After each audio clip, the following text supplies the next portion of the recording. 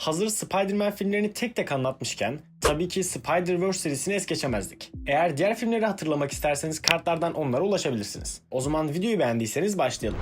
Brooklyn'de yaşayan Miles yetenekli fakat dağınık bir çocuktur. Seçme sınavını kazanıp Brooklyn Visions Akademisi'ne girmiştir. Babası Jefferson Davis bu fırsatı boşa harcamasını istemez. Polis olduğu için de kuralları sıkı sıkıya bağlıdır ve maskeli kahramanları sevmez. Annesi Rio Morales ikisinin arasını bulmaya çalışsa da Miles eski okulunu ve alıştığı hayatı geride bırakmak istemediği için ailesinin beklentileri altında sıkışır. Jefferson oğlunu ilk gün okula kendisi bırakır. Miles araçtan inerken ona sevgisini söylemeyince polis aracının hoparlörünü açıp cevabı bütün öğrencilerin önünde alır. Miles bu baskıdan kurtulmak için sınavdaki bütün cevapları bilerek yanlış işaretler. Öğretmeni doğru cevabı bilmeden hepsini yanlış yapamayacağını anlayarak ona okuldan atmak yerine kendi hayatıyla ilgili bir yazı hazırlama görevi verir. Miles'ın asıl sorunu başarısız olması değil, başkalarının seçtiği yolda başarılı olmaya zorlanmasıdır. Miles'ın kendisini rahat hissettiği tek yetişkin amcası Aaron Davis'tir. Aaron onun çizimlerini ciddiye alır ve okuldan kaçma isteğini yargılamaz. Bir gece Miles'ı terk edilmiş bir metro tüneline götürür. İkisi duvara büyük bir grafiti yaparken başka bir evrenden gelmiş radyoaktif örümcek Miles'ın elini ısırır. Miles bunu sıradan bir böcek ısırığı sanıp yurda döner. Ertesi sabah boyu uzamış, elleri eşyalara yapışmaya başlamış ve duyuları keskinleşmiştir. Okuldaki yeni öğrenci Gwen Stacy ile konuşmaya çalışırken eli onun saçına yapışır. Saçı kurtaramayınca bir kısmını kesmek zorunda kalırlar. Miles yaşadıklarının ergenlikten daha fazlası olduğunu anlayınca tünele geri döner. Onu ısıran örümceği bulur. Fakat hayvan bir görüntü hatası gibi titreyip parçalanır. Hemen ardından yerin altında çalışan dev bir makinenin sesini duyar. Tünelin devamı Wilson Fisk'in yani Kingpin'in gizli çarpıştırıcısına açılmaktadır. Miles önce güçlerini saklamak yerine onlardan kurtulmaya çalışır. Duvarlara yapışır, düşüncelerini çizgi roman kutuları içindeymiş gibi duyar ve çevresindeki tehlikeyi henüz ortaya çıkmadan hisseder. Yurttaki güvenlik görevlisinden kaçarken tavanda yürümeye başlayınca yaşadıklarını artık inkar edemez. Spider-Man hakkındaki bir çizgi romanda kendi durumunun aynısını okuyunca cevap aramak için tünele geri döner ve şehrin altındaki asıl tehditle karşılaşır. New York'un Spider-Man'i Peter Parker, çarpıştırıcıyı durdurmak için Kingpin'in adamlarıyla savaşmaktadır. Green Goblin, Peter makinenin enerji akımını iter. Oluşan patlama farklı evrenlere geçit açarken Goblin'i öldürür. Peter da ağır yaralar. Peter saklandığı yerde Miles'ın kendisi gibi güçleri olduğunu fark eder. Ona çarpıştırıcıyı kapatacak anahtarı verir ve makine yeniden çalışırsa bütün şehrin yok olacağını söyler. Miles söz verir. Peter da hayatta kalırsa ona eğiteceğini belirtir. Kingpin birkaç dakika sonra yaralı Peter'ı bulur. Peter çarpıştırıcının kara delik açabileceğini söyleyerek onu vazgeçirmeye çalışsa da Kingpin dinlemez ve Miles'ın gözleri önünde Spider-Man'i öldürür. Ardından Prowler'ı kaçan tanığı bulması için gönderir.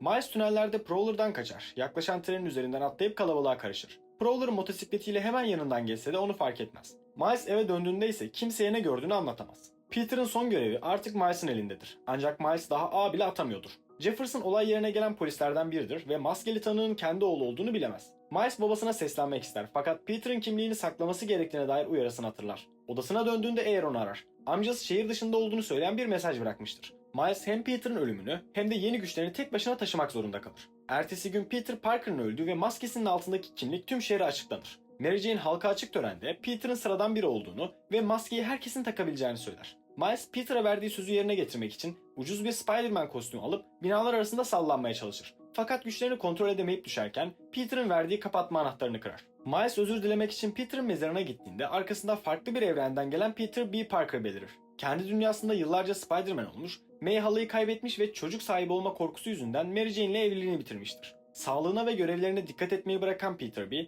Kingpin'in ilk deney sırasında bu evrene çekilmiş ve burada kaldıkça hücreleri bozulmaya başlamıştır. Çarpıştırıcının ışığını gördüğü gece buradaki Mary Jane'i uzaktan görünce kaçtığı hayatla yeniden karşılaşmış, eve dönmek istemesi kadar döndüğünde aynı sorunlarla yüzleşecek olmasından da korkmaktadır. Miles'ın elektrik gücü Peter B'yi bayıltınca onu güvenli bir yere taşır. Peter uyandığında tek amacı çalışan bir anahtar bulup evine dönmektir. Miles ise önce çarpıştırıcıyı kapatmaları gerektiğini söyler. Kırılan anahtarın bir kopyasını yapmak için tasarım dosyalarına ihtiyaç duyarlar. Dosyalar Kingpin'in araştırma şirketi Alchemix'tedir. Peter istemese de Miles'ı yanına alır. Böylece Miles'ın eğitimi plansız biçimde başlar. Yolda Peter ağla sallanmasının temelini göstermeye çalışsa da Miles zamanlamayı tutturamaz. Alchemix'e vardıklarında Miles'in görünmezlik gücü onları güvenlikten saklar. Peter laboratuvardaki bilgisayardan anahtar tasarımını indirirken baş bilim insanı Dr. Olivia Octavius onu yakalar. Peter'ın hücrelerini inceleyip başka bir boyuttan geldiğini ve bu evrende kalırsa bedenini tamamen parçalanacağını anlar. Olivia mekanik kollarını çıkarınca bu dünyanın Doktor Octopus olduğu anlaşılır. Miles ve Peter laboratuvardan kaçar fakat Olivia onları ormana kadar kovalar.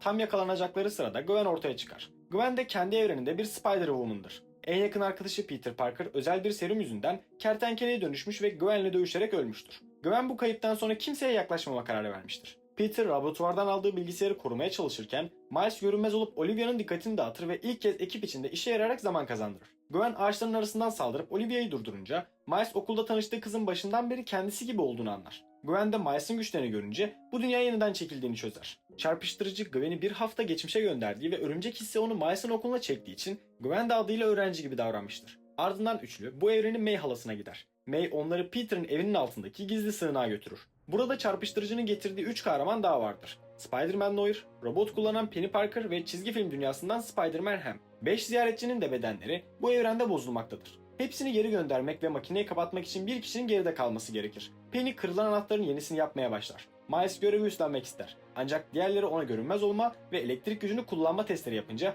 hiçbirini isteyerek başaramaz. Peter B onun henüz hazır olmadığını söyleyince Miles kalabalıktan kaçıp Aaron'u bulmaya gider. Ziyaretçilerin her biri Spider-Man olmanın bir kayıpla başladığını anlatır. Noir, Penny ve Spider-Ham sevdikleri birini kurtaramamış, Gwen arkadaşı Peter'ı, Peter B ise Ben amcayı kaybetmiştir. Miles henüz Peter'ın ölümünü atlatamamışken bu görevin herkesten bir bedel aldığını görür. Güçleri korkuya bağlı olduğu için üzerindeki baskı kontrolünü daha da zorlaştırır. Bu sırada Aaron evde değildir. Miles beklerken Prowler daireye girer ve maskesini çıkarır. Kingpin'in acımasız takipçisinin kendi amcası olduğunu gören Miles görünmez kalarak saklanır. Aaron kısa süre sonra yeni Spider-Man'i takip etmek için tekrar kostümünü giyer. Miles ondan önce May'in evine ulaşsa da Prowler peşinden gelmiştir. Kingpin, Olivia ve Tombstone eve saldırınca yeni anahtar için büyük bir çatışma başlar. Prowler Miles'ı çatıda yakalayıp Kingpin'in önüne sürükler. Miles maskesini çıkarınca Aaron karşısındaki kişinin yeğeni olduğunu görür. Kingpin bitir emri verse de Aaron pençelerini indiremez ve Miles'ı serbest bırakır. Kingpin bu tereddüdün karşılığında Aaron'u vurur. Miles yaralı amcasını yakındaki karanlık bir sokağa taşır. Aaron Miles'ın kendisinden daha iyi olduğunu söyleyip devam etmesini ister ve onun kollarında ölür. Jefferson silah sesini duyup sokağa geldiğinde kardeşinin yanında yeni Spider-Man'i görür. Miles görünmez olduğu için Jefferson yüzünü seçemez. Spider-Man'in Aaron'u öldürdüğünü sanarak bütün birimlere yakalama emri verir. Miles hem amcasını kaybetmiş hem de babasının gözünde katil olmuştur. Arkadaşların yanına döndüğünde Peter B onu göreve götürmenin ölümüne yol açacağını söyler. Miles kendisini isteyerek görünmez yapmayı başaramayınca Peter B onu ağlarla sandalyesine bağlar. Peter B kendi hayatına dönmekten korksa da bu evrende kalıp çarpıştırıcıyı kapatarak diğerlerini eve göndermeye karar verir. Gwen ve alışır ve ekip odadan ayrılır. Bir süre sonra Jefferson kapıya gelir. Miles'in içeride olduğunu bilse de cevap alamaz. Oğlunu fazla zorladığını kabul ederek içinde özel bir ışık gördüğünü ve hangi yolu seçerse seçsin ona güvendiğini söyler. Babasının sözleri Miles'ı sakinleştirir. İlk kez elektrik gücünü bilinçli biçimde kullanıp bağlarını koparır. Görünmez olarak yurttan çıkar ve May'in yanına gider. May ona Peter'ın ekipmanlarını açar. Miles siyah kostümü kırmızı grafitiyle kendi haline getirir. Yüksek bir binanın kenarına çıktığında Peter'ın söylediği gibi öğrenmenin tek yolunun bir inanç sıçrayışı olduğunu hatırlar. Miles aşağı atlar ve ilk kez şehrin içinde kontrolü kaybetmeden sallanır. Kingpin aynı gece çarpıştırıcıyı yeniden çalıştırır. Amacı para kazanmak değil, bir kaza sonucu kaybettiği karısı Vanessa ve oğlu Richard'ın başka evrenlerden yaşayan kopyalarını çekip ailesini geri almaktır. Makinenin şehri yok etme ihtimalini bu yüzden önemsemez. Miles yer altına ulaşıp diğer Spider-Man kahramanlarına katılır. Yeni anahtarı alır ve kahramanı kendi evrenine göndermeye başlar. Peter B geride kalıp Mary Jane'le yüzleşmekten kaçmak istese de Miles ona yeniden hata yapıp yapmayacağını kimsenin bilemeyeceğini hatırlatarak öğretmenini geçide iter. Peter B kendi evrenine döner ve Mary Jane'in kapısını çalmaya karar verir. Ekip çarpıştırıcıda Kingpin'in bütün adamlarıyla savaşır. Gwen, Noir ve Spider-Ham geçitleri açıldıkça kendi dünyalarına döner. Olivia Penny'nin robotunu parçalasa da robotun içindeki radyoaktif örümcek hayatta kalır ve Penny de eve gönderilir. Miles artık yalnızca anahtarı taşıyan çocuk değildir. Arkadaşlarının dövüşebileceği alanı açar. Doğru geçidi seçer ve makinenin kontrolünü ele alır. Makineyi kapatmaya yönelirken Kingpin önünü keser. Geçitte Vanessa ve Richard'ın farklı kopyaları görünse de Kingpin'i Miles'a saldırırken görüp korkuyla uzaklaşırlar. Öfkelenen Kingpin Miles'ı ağır biçimde döver. Dışarıdaki Jefferson çatışmayı görür ve karşısındakinin oğlu olduğunu bilmeden yeni Spider-Man'e ayağa kalkıp mücadeleyi sürdürmesini söyler. Miles babasının sesini duyunca yeniden kalkar. Aaron'un öğrettiği omuz dokunuşunu Kingpin'e uygulayıp elektrik darbesi verir ve onu çarpıştırıcının kapatma düğmesine fırlatır. Makine parçalanır, geçit kapanır ve şehir kurtulur. Kingpin'le adamları tutuklanır. Jefferson yeni Spider-Man'in Aaron'un katili olmadığını anlar ve onunla birlikte çalışmaya başlar. Miles artık okuldan veya ailesinden kaçmaz. Spider-Man olarak şehri korurken günlük hayatını da sürdürür. Bu sırada Peter B evliliğini düzeltmek için ilk adımı atar. Gwen ise kendi evreninden Miles'la konuşabileceği bir geçit bulur. Başka bir dünyada Miguel O'Hara boyutlar arasında güvenli geçiş sağlayan ilk cihazı dener. Çoklu evrenin kapısı kapanmamış, sadece kontrol edilebilir bir hale gelmiştir. İkinci film Gwen'in dünyası Dünya 65'te başlar. Gwen bir müzik grubunda çalsa da kimseyle gerçek bağ kuramaz. Babası Yüzbaşı George Stacy, Spider-Woman'ın Peter Parker'ı öldürdüğüne inanmaktadır. İçin kendisini kertenkeleye çevirmiş, Gwen onu durdururken çöken enkaz yüzünden ölmüştür. Gwen en yakın arkadaşını kurtaramadığı gibi onun katili ilan edilmiştir. Rönesans döneminden gelen Vulture, Guggenheim Müzesi'ne saldırır. Gwen onunla savaşırken Miguel O'Hara ve hamile Spider-Woman Jessica Drew boyut geçidinden gelir. İkisi farklı evrenlere saçılan kişileri yakalayan Spider Sosyete'nin üyeleridir. Miguel'in kolundaki saat başka bir evrende parçalanmadan kalabilmelerini ve istedikleri dünyaya geçmelerini sağlar. Vulture'u durdurduktan sonra George olay yerine gelip Gwen'i köşeye sıkıştırır. Gwen maskesini çıkarıp kızının karşısında olduğunu gösterse de George tutuklamaya kalkar. Jessica onun yalnız bırakılmaması gerektiğini görünce Miguel'i ikna eder. Gwen babasını geride bırakıp Spider Sosyete'ye katılır. Miguel başlangıçta Gwen'i ekibe almak istemez. Çünkü babası kimliğini bildiği için yaşanacak her hata bu dünyadaki sabit olayları etkileyebilir. Ancak Jessica Gwen'in evinde kalırsa ya hapse gireceğini ya da babasıyla çatışacağını söyleyerek Miguel'i zorlar.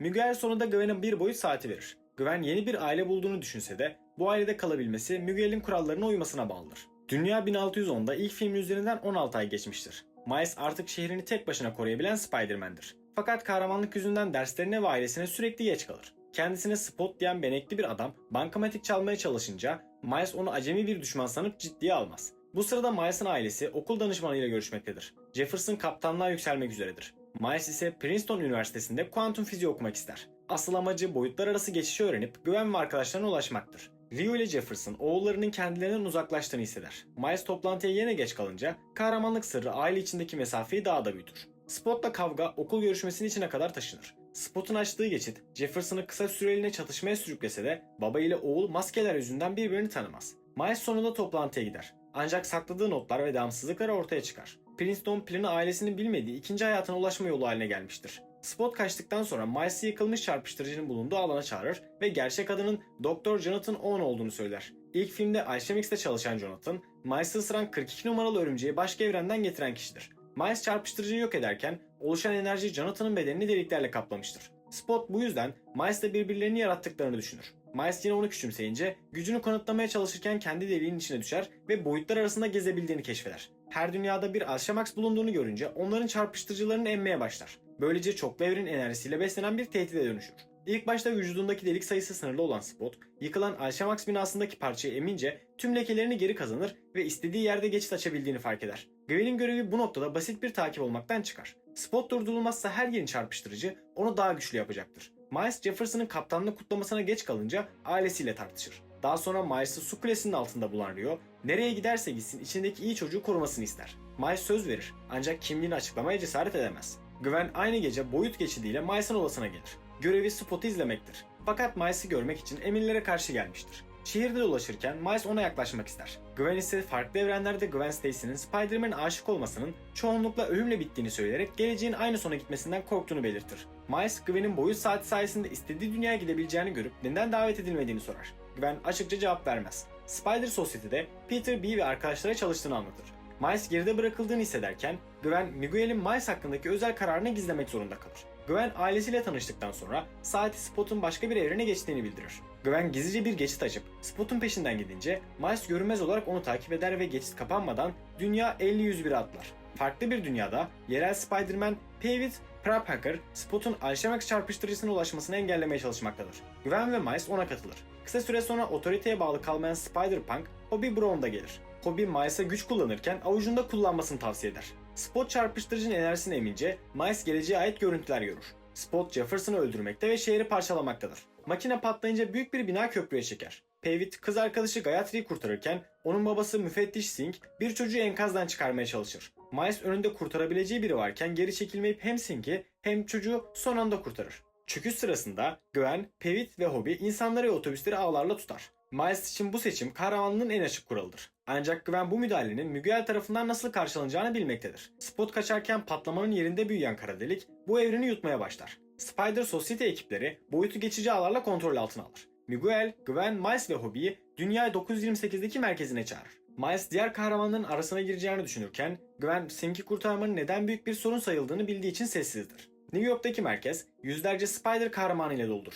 Yanlış boyuta düşen kötüler yakalanıp eve git makinesiyle dünyalarına yollanmaktadır. Miles burada ilk filmdeki tanışmaları sayesinde yeniden aile kurup baba olan Peter B. Parker ve bebeği Mayday ile buluşur. Hobie örgütün hiyerarşiyle yönetildiğini söyleyerek Miles'a bağımsız düşünmesini hatırlatır ve duvarlardan küçük parçalar söker. Peter B'nin Miles sayesinde baba olduğunu açıkça söylemesi, Miguel'in Miles'i bir hata olarak görme düşüncesiyle çelişki yaratır. Miguel Miles'ı sıcak karşılamaz. Ona göre Spider kahramanlarının hayatlarında kanon adı verilen tekrar eden sabit olaylar vardır. Örümcek ısırığı, yakın birinin kaybı ve bir polis kaptanının çocuk kurtarırken ölmesi bu düğüm noktalarındandır. Miguel, Sting'in ölmesi gerektiğini ve Miles'ın müdahalesi yüzünden Peter'in dünyasının çözülmeye başlandığını savunur. Miguel bu olayları tüm Spider hayatlarını bağlayan bir ağ üzerinde gösterir. ASM-90 adı verilen kaptan ölümü de bu sabit bölümlerdendir. Ancak ekrandaki modelin doğru olduğunu kanıtlayan tek örnek Miguel'in kendi yaşadığı felakettir. Alternatif bir evrende ölen başka bir Miguel'in yerine geçip onun kızı Gabrielle ile yaşamaya başlamış, ancak bir süre sonra o dünya parçalanıp herkesin gözünün önünde silinmiştir.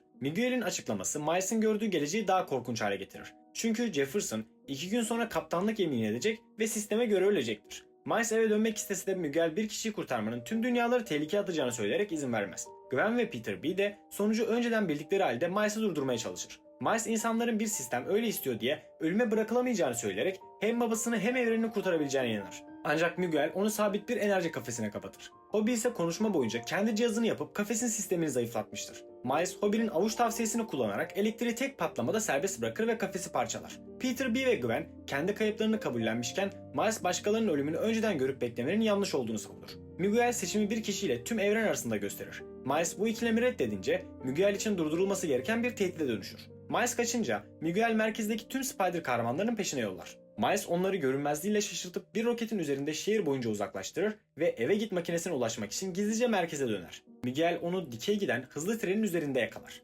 Kovalamacı sırasında Hobie görevden ayrılır. Marga uzaktan izler. Peter B ve Gwen ise Miguel'i yavaşlatmaya çalışır. Miguel Miles'ın korkuyla kaçtığını sanar. Oysa Miles tüm ekibi eve dönüş yolunu açmak için bilinçli olarak yanlış yere sürüklemiştir. Miguel Miles'a onun ilk anormali olduğunu açıklar. Onu ısıran örümcek Dünya 42'den gelmiştir ve başka evrene çekildiği için Dünya 42 Spider-Man'siz kalmıştır. Miguel, Miles güç kazanmasaydı kendi evrenindeki Peter Parker'ın ölmeyeceğini ve Spot'un hiç oluşmayacağını söyleyerek Miles'ın Spider-Man olmasının bir hata olduğunu iddia eder. Gwen ve Peter B'nin de bu gerçeği bildiğini anlayan Miles onları güvenini kaybeder. Miguel'in zırhındaki enerjiyi avucuyla emip büyük bir darbeyle onu trenden atar. Kendi hikayesini kendisinin yazacağını söyleyip merkeze döner. Eve git makinesi Miles'i kafesine alır. Spider-Bit, Margot Kess, Miles'ın sadece babasını kurtarmaya çalıştığını görünce tereddüt eder ve geçidi kapatmaz. Makine Miles'ı tarayıp yollar. Miguel öfkeyle Gwen'i suçlayıp boyut saatini alır ve onu kendi dünyasına geri gönderir. Peter B, Miles'ın peşinden gitmek istese de Miguel onu engeller. Gwen, Miles'ın kaçma sebebinin kendilerinden saklanan gerçekler olduğunu söylese de